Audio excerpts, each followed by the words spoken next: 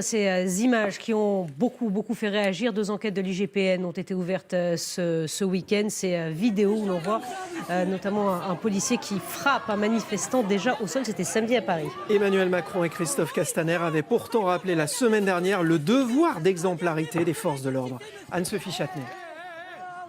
Samedi après-midi à Paris, le cortège des Gilets jaunes défile aux abords de la gare de l'Est lorsqu'un policier frappe à plusieurs reprises un manifestant allongé à terre et le visage ensanglanté.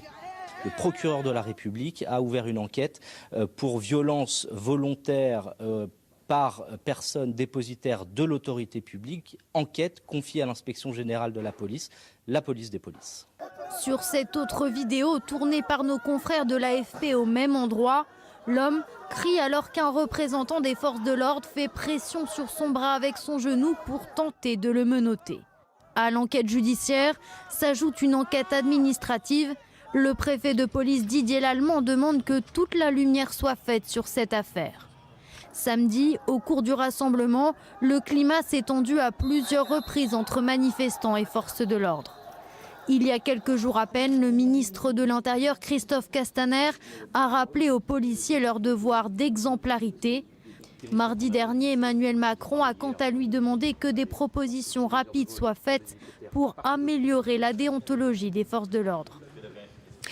Stanislas Godon, bonjour. Vous êtes Bonjour. secrétaire général adjoint du syndicat Alliance. Alliance qui s'est déjà exprimé sur ces vidéos en disant que le manifestant avait craché donc, au visage du policier. Mais d'abord, est-ce que vous comprenez que ces images puissent choquer ?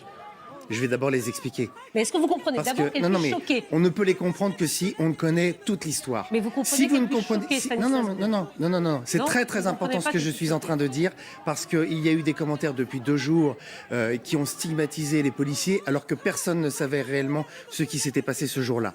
Ce jour-là, nous avons affaire à un individu extrêmement violent, qui participe à un attroupement à visage dissimulé avec des bouteilles en verre qu'il jette notamment sur les policiers.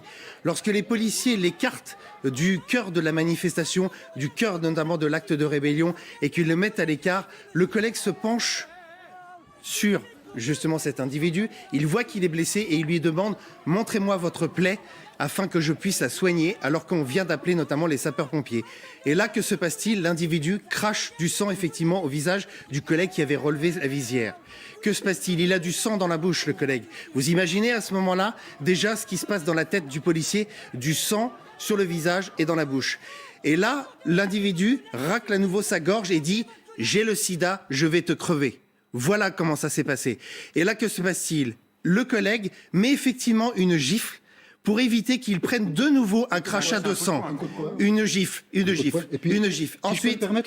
Attendez, laissez-moi raconter l'histoire. Ne faites pas comme tout le monde depuis 2 jours. S'il vous plaît. Deuxièmement, à l'issue de cette gifle, l'individu continue à être extrêmement violent, avec les pieds en l'air, à tenter en fait de se rebeller. Et là, le collègue effectivement porte un coup de poing au thorax pour le faire cesser, pour éviter qu'il de nouveau il crache au visage le sang notamment. Là, évidemment, les collègues viennent prêter main forte et là seulement est procédé au menottage de l'individu. Il est mis assis et remis à disposition notamment des sapeurs-pompiers pour qu'il soit procédé à la fois aux examens médicaux. Mais le collègue, en l'occurrence, il est très affecté psychologiquement, il voulait porter secours et il se retrouve finalement en trithérapie. Il se retrouve finalement avec des semaines d'examen et des effets secondaires, notamment sur les médicaments. Et puis, surtout, pendant 2 jours, on a jeté les policiers à la vindicte populaire. Voilà comment ça s'est passé. Il n'est pas question de jeter les policiers à la vindicte populaire, je le répète sur ce plateau ce matin. Et on comprend votre émotion. En revanche, vous comprenez également, et c'est ce que peut-être Jean-Michel voulait dire en substance, que ces images aient pu choquer. Mais quand on ne connaît pas le contexte... on peut noter, monsieur, on peut noter 2 petites choses, monsieur. Allons-y. La première, c'est que vous allez beaucoup plus vite que dans cette histoire et que les enquêtes de l'IGPN dans toutes les autres histoires.